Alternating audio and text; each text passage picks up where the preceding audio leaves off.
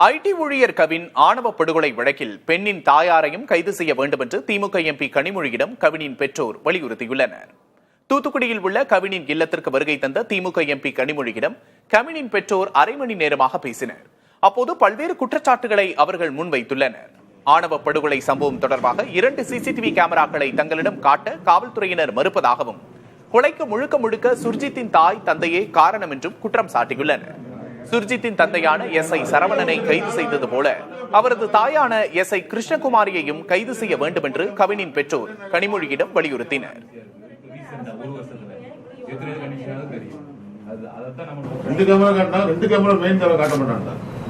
வீட்டுக்குள்ள வச்சு பிளான் போடுறாங்க. அதுக்கு ஆதாரத்தை எப்படி நாங்க ரெடி பண்ண முடியும்? அதே ஆதாரத்தை அம்மா வந்து உட்கார்ந்து பிளான் போடுறது எப்படி ஆதாரத்தை ரெடி பண்ண முடியும்? நீங்களும் சொல்லுங்க. எல்லாமே நல்லபடியாக நாங்கள் செஞ்சு இது குற்றவாளி யாரும் தப்பி விட மாட்டோம். அவங்க அப்பா அரெஸ்ட் பண்ணியாச்சு, அவங்க அம்மா அரெஸ்ட் பண்ண எவிடன்ஸ் ஒன்றும் இல்லை அப்படின்னு சொன்னாங்க. இப்போ நான் சொன்னேன் ஒரே வார்த்தை நேற்று 2 தான் டிமாண்ட் வச்சேன், அம்மாவும் அப்பாவும். வேறு பின்புலத்தில் நான் யாருமே எதுவுமே சொல்லலை. எனக்கு வந்து அம்மா கைது ஆகணும், அதான் ஒரே வார்த்தை. இதேபடி அவங்களும் அந்த அம்மாவுக்கு அரெஸ்ட் பண்ணணும். அரெஸ்ட் பண்ணால் தான் என் பையன் உடலை வாங்கணும்.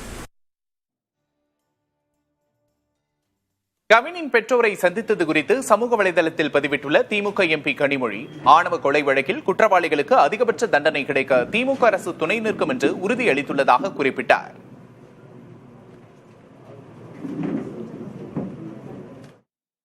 நெல்லை ஆணவ கொலை வழக்கில் ஏற்கனவே கைதான சுர்ஜித்தின் பெற்றோரையும் கைது செய்ய வேண்டும் என்று விடுதலை சிறுத்தைகள் கட்சித் தலைவர் திருமாவளவன் வலியுறுத்தியுள்ளார். திருச்செந்தூர் அருகே உள்ள ஆறுமுகமங்கலத்தில் கவினின் பெற்றோரை திருமாவளவன் சந்தித்து ஆறுதல் கூறினார்.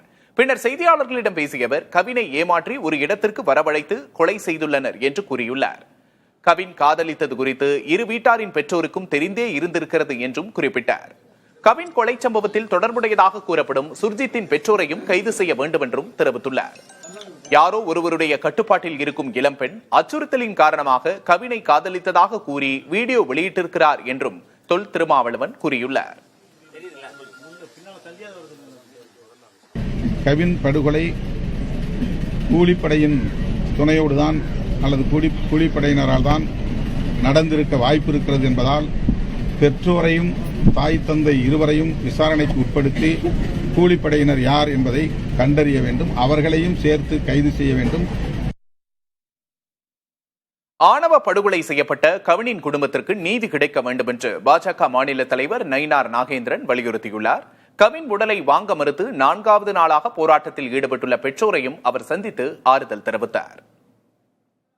இதுபோன்ற சம்பவங்கள் தமிழகத்தில் இனிமேல் நடைபெறாமல் இருக்க வேண்டும். அதற்காக அரசாங்கம் தனியாக ஒரு சட்டமே கொண்டு வர வேண்டும் என்று தமிழக அரசை நான் கேட்டுக்கொள்கிறேன். சம்பந்தப்பட்டவர்கள் உடனடியாக கைது செய்யப்பட வேண்டும். இதில் நீதி கிடைக்க வேண்டும், பாதிக்கப்பட்டவர்களுக்கு நீதி கிடைக்க வேண்டும் என்பது என்னுடைய கோரிக்கை. நானும் கவினும் உண்மையாக காதலித்ததாக சுர்ஜித்தின் தங்கை சுபாஷினி வீடியோ வெளியிட்டுள்ளார். மேலும் கவினின் படுகொலைக்கும் தனது பெற்றோருக்கும் தொடர்பில்லை என்றும் தெரிவித்துள்ளார். நானும் கவினும் ரொம்ப ட்ரூவாக லவ் பண்ணோம். கொஞ்சம் செட்டில் ஆக டைம் தேவைப்பட்டுச்சு. மே 30 அப்போ வந்துட்டு சுர்ஜித்தும் கவினும் பேசிக்கிட்டாங்க. அப்போது அந்த டைமுக்கு வந்துட்டு அப்பா கிட்ட சுர்ஜித் சொல்லிட்டான். அப்பா வந்துட்டு இந்த மாதிரி லவ் பண்ணுறியான்னு என்கிட்ட கேட்டப்ப, இல்லைப்பா நான் லவ் பண்ணல அப்படின்னு சொல்லிட்டேன். ஏன்னா கவின் என்கிட்ட டைம் கேட்டிருந்தான், இன்னொரு 6 months கழித்து சொல்லு ப்ளீஸ் அப்படின்னு சொல்லியிருந்தான். அதனால வந்துட்டு நான் வந்துட்டு அப்பா கிட்ட அன்னைக்கு சொல்லலை. அதுக்குள்ளே நெக்ஸ்ட்டு அப்கமிங் மந்த்துக்குள்ளே இப்படி ஆயிடுச்சு. 2 பேருக்குள்ளே என்ன கான்வர்சேஷன் போச்சுங்கிறது தெளிவாக தெரியாது. ஆனால் கவினுக்கு ஃபோன் பண்ணி சுர்ஜித் வந்துட்டு பொண்ணு கேட்க வாங்க, இவ மேரேஜ்க்கு மூவ் பண்ணாதான் அடுத்து என்னோடய ப்ரொஃபஷனை பார்க்க முடியும் அப்படின்னு சொன்னான் அப்படிங்கிறது எனக்கு தெரியும். கண்டிப்பாக அன்றைக்கி கவின் வராங்கிறது எனக்கு தெரியாது. நான் 28 ஈவினிங் தான் வர சொல்லியிருந்தேன். அவங்க தாத்தாக்கு தலையில் சூச்சர்ஸ் இருந்ததுனால நான் வந்துட்டு ரூம் பார்த்துட்டு அட்மிட் பண்ணணும்னு யோசிச்சுருந்தேன். அப்போ வந்துட்டு ஆஃப்டர்நூன் மங்கம்மாள் சாலைக்கிட்ட வந்து நின்றுட்டு தான் எனக்கு வந்துட்டு தெரியவே செய்யும் அவங்க வந்திருக்காங்கன்னு சொல்லிட்டு. ஸோ டைரெக்டாக அவங்கள நான் அங்கே ஐபிக்கு கூட்டிகிட்டு போயிட்டேன். கூட்டிகிட்டு போயிட்டு கவின் உள்ளே வந்தான். பட் அவங்க அம்மாக்கிட்டேயும் மாமாக்கிட்டேயும் மட்டும்தான் நான் பேசிகிட்டு இருந்தேன். பேசிகிட்டே அப்படியே கவின் வெளியே போயிட்டான். அங்கேருந்து கிளம்புறப்பந்தான் அவங்க அம்மாவும் கிளம்புறப்பந்தான் கவின் எங்கே அப்படிங்கிறதே நாங்கள் யோசித்தோம். அதுக்குள்ளே இப்படி ஆயிடுச்சு. ஸோ வந்துட்டு இது தேவையில்லாமல் நிறையா இஷ்டத்துக்கு யாரும் வதந்தியை கிளப்ப வேண்டாம்.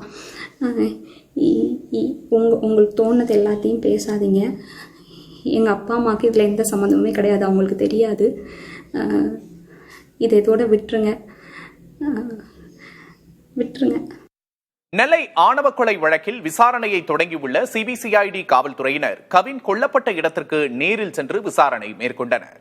ஐடி ஊழியர் கவின் ஆணவ கொலை வழக்கு சிபிசிஐடிக்கு மாற்றப்பட்டதை அடுத்து வழக்கு தொடர்பான ஆவணங்களை பாளையங்கோட்டை காவல்துறையினர் சிபிசிஐடி வசம் ஒப்படைத்தனர். கவினின் செல்போன், சிபிசிஐடி சிசிடிவி காட்சிகளின் ஹார்ட் டிஸ்க், இருசக்கர வாகனம் உள்ளிட்டவை சிபிசிஐடி டிஎஸ்பி நவராஜிடம் ஒப்படைக்கப்பட்டுள்ளன. தூத்துக்குடியைச் சேர்ந்த கவின் நெல்லையைச் சேர்ந்த பெண்ணுடன் பழகியதால் அப்பெண்ணின் சகோதரர் சுர்ஜித் கவினை வெட்டி படுகொலை செய்தார். சுர்ஜித்தை குண்டர் சட்டத்தின் கீழ் கைது செய்யப்பட்டு சிறையில் அடைக்கப்பட்டுள்ளார். சுர்ஜித்தின் தந்தையான காவல் உதவி ஆய்வாளர் சரவணன், தாயான காவல் உதவி ஆய்வாளர் கிருஷ்ணகுமாரி ஆகியோரின் மீதும் வழக்கு பதிவு செய்யப்பட்டுள்ள நிலையில் அவர்கள் பணியிடை நீக்கம் செய்யப்பட்டனர். தொடர்ந்து காவல் உதவி ஆய்வாளர் சரவணன் கைது செய்யப்பட்டார்.